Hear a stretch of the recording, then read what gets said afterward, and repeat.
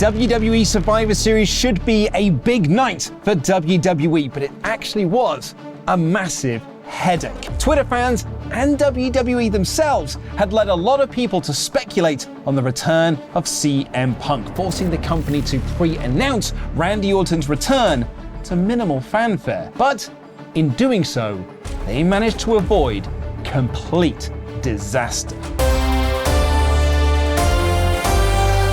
Support WrestleTalk! In September of 2023, All Elite Wrestling terminated the contract of CM Punk after a series of incidents culminating in a fight backstage with Jack Perry just before his world title match with Samoa Joe at All In. It sparked rumors, reports, and all-round speculation that Punk could make a return to WWE, who he left in rather controversial fashion in 2014 when he was fired on his wedding day. WWE themselves started to add fuel to this speculation fire by making references on commentary to previous Punk promos, and Shinsuke Nakamura began to use the GTS, Punk's finish, as part of his repertoire. It got to a point where WWE planned to shut this all down, with Triple H being prepared to dismiss any questions about Punk's return at the Fastlane post-show press conference. WWE were ready to announce that it was a firm no. And that stance did not change, and it didn't change in the lead up to Survivor Series, which was being held in Punk's hometown of Chicago. Reportedly, Punk was not planned for the show. However, Sean Ross Sapp on his Fightful Backstage Report podcast from November 20th, 2023 said, "It would not surprise me if Punk and Triple H had a call. I will never write off a return." Instead, it was Randy Orton who made his return to WWE, with SRS adding in that Backstage Report podcast that Orton was always the plan and had been for months. But the return did not go as planned. Orton was originally supposed to be a surprise reveal at Survivor Series, being the 5th member of Team Cody against the Judgment Day. But because of the CM Punk speculation, some of which was done by WWE themselves, they had to pre-announce Orton so as to not give false expectations going into the pay-per-view. Fightful Select reported Randy Orton's reveal was done intentionally as to not make fans believe CM Punk would be the partner. Because if there's one thing that Chicago likes to do, it's hijack wrestling shows chanting for CM Punk. Instead, Orton was announced as the 5th member of Team Cody on the Go-Home edition of Raw. The problem was, Orton wasn't there, which meant that what should have been one of the biggest wrestling returns of 2023, Orton has been out of action for 18 months, was just a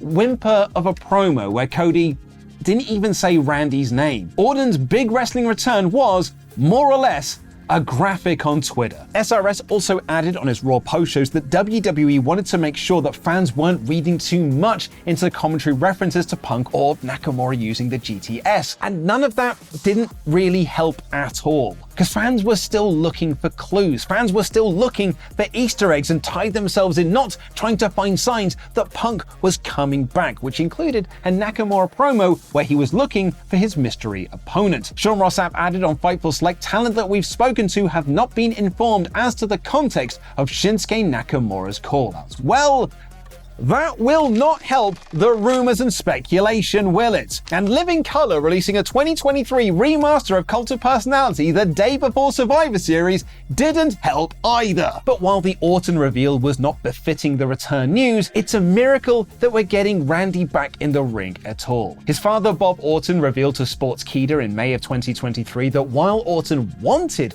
to come back to wrestling, his doctors had advised him not to. His actual doctors had told him not to wrestle anymore. Fightful Select added to that in their report in August of 2023, doctors have told Orton that wrestling in the future isn't a good idea. Randy Orton's career was nearly over from this injury, but this isn't the only time Randy's WWE career has almost been over. There's always been this joke about Randy Orton that he doesn't take bumps. He was once in a ladder match where he didn't take any big bumps, and that's kind of the entire point of being in a ladder match. He sort of got this label of being lazy. Because he was so good, he didn't need to try. He was even asked about this in 2017 on a radio show where he replied that he wasn't lazy, he just stopped giving as much of a crap. Lol.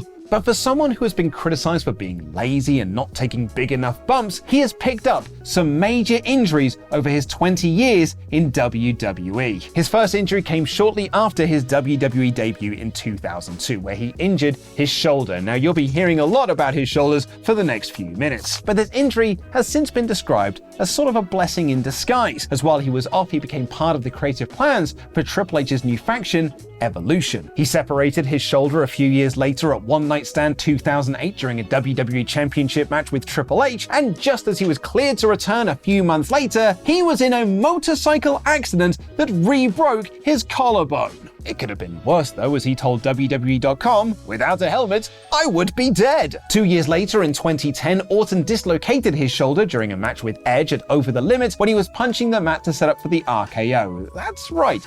He dislocated his shoulder doing his taunt. That'll be like me dislocating my finger when I do my DAD. Ow!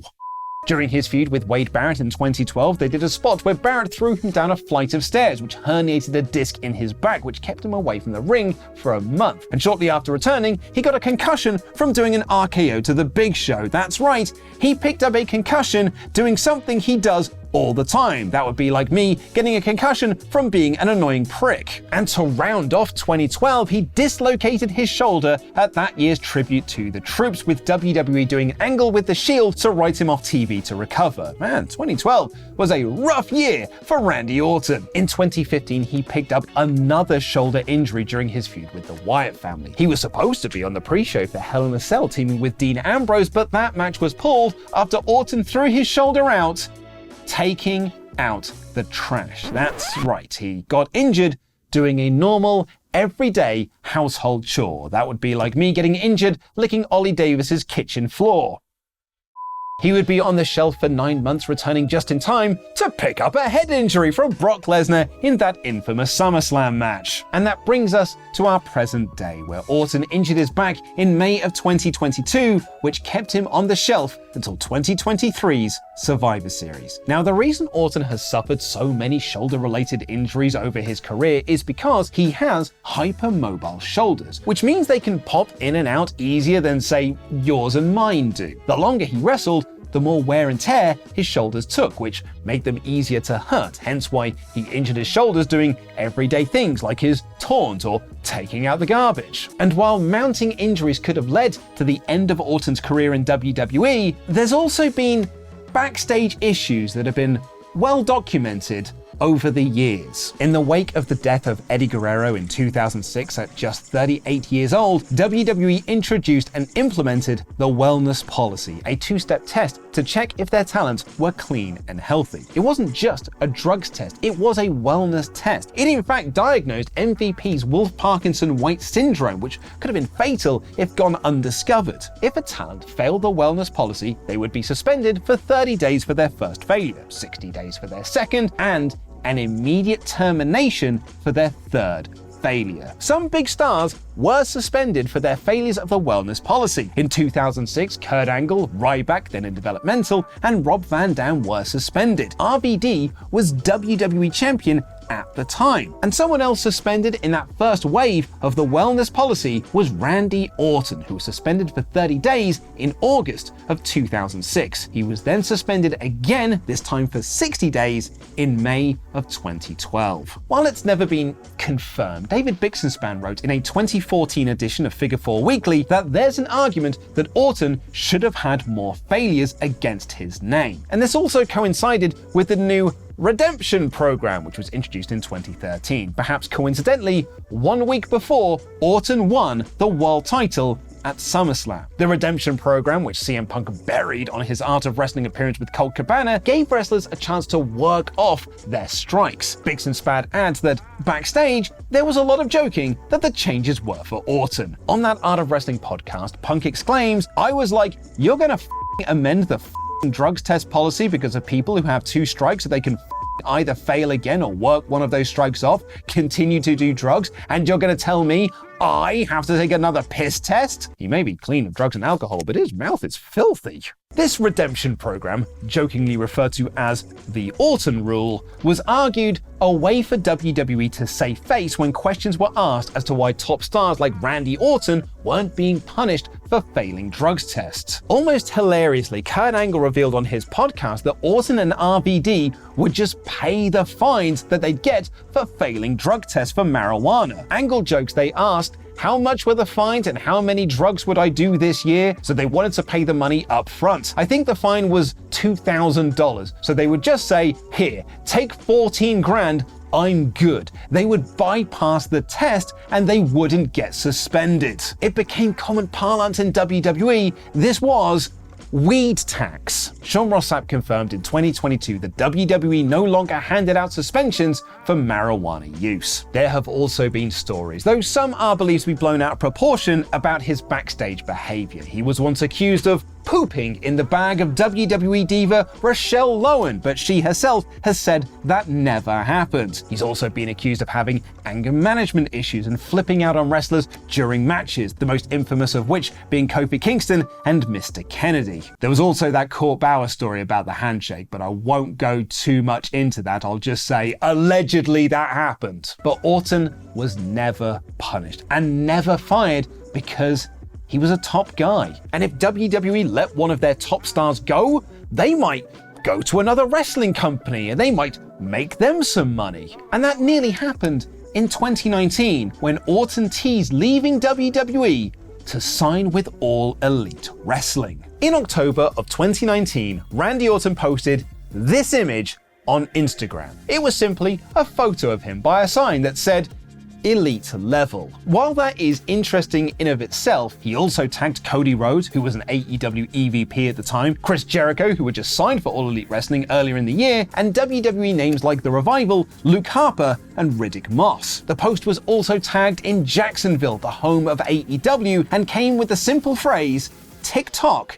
TikTok. Orton's post coincided with the news that his 10-year deal with WWE expired the following year, and he was in negotiations to re-sign. AEW had launched earlier in that year, and Tony Khan had spoken at length about spending millions of dollars, especially after securing a deal with TNT to show their wrestling program, to sign the biggest names he possibly could to bolster his roster. Tagging The Revival and Luke Harper was clearly a pointed gesture, as all three reportedly had eyes on leaving WWE for AEW, with Harper requesting his release from the company in early 2019.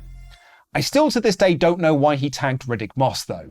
Dave Meltzer wrote in the Wrestling Observer newsletter, Orton had inquired about AEW from the time of its launch, as a large number of WWE stars did. Fightful Select added that Orton has not made it a secret backstage that he would be willing to talk to All Elite Wrestling if the opportunity presented itself. He also talked about enjoying the first episode of Dynamite on a Twitch stream. Orton also began to send tweets to people like Will Ospreay, who had gotten into a Twitter spat with Seth Rollins in that same time period, asking for a match with him with the target date of June 2020, essentially announcing publicly when his contract with WWE was coming to an end. It was widely thought at the time that this was just a negotiation tactic by Orton, playing both sides off against each other to get the best possible deal if he were to sign with AEW, or more likely, re-sign with WWE. And Orton did just that. He re-signed with WWE and told Corey Graves on his After the Bell podcast, I was just having fun. More so now than ever, I'm aware of other guys like Will Ospreay and other guys that work with Cody. I'm watching a little bit more wrestling. I'm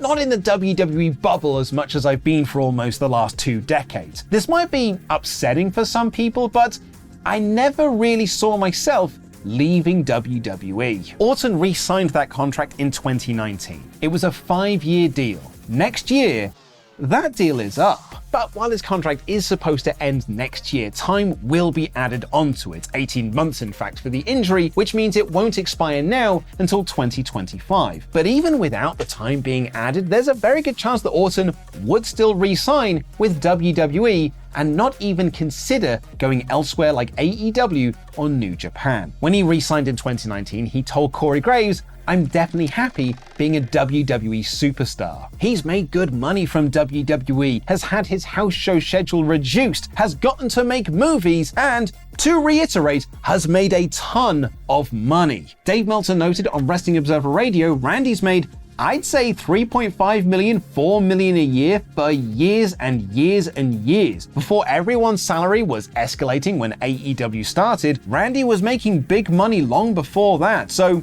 he should be set. And as for those who have said that he's lazy or unmotivated, which seemed to go away when his passion was rejuvenated with that team with Matt Riddle, Randy Orton clearly loves wrestling.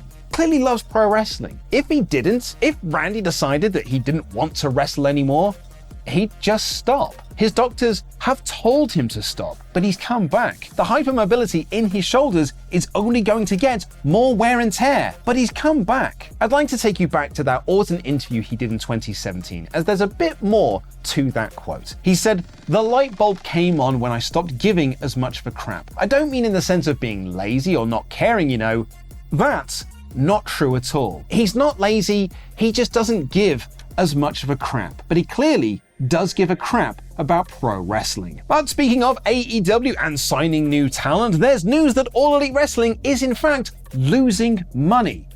But how true is that? Click the video on screen right now to find out more.